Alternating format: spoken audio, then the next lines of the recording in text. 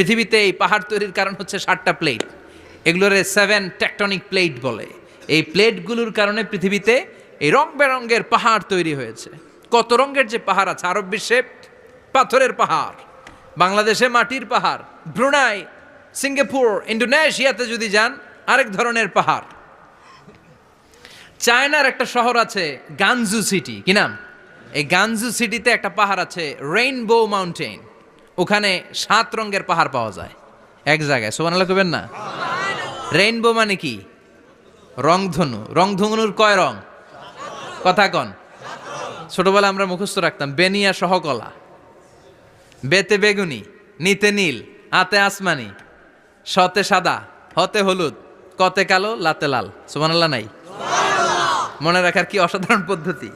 তো এই rainbow mountain, রংধনুর 7 রঙের পাহাড় এক জায়গায় পাওয়া যায়। এখানে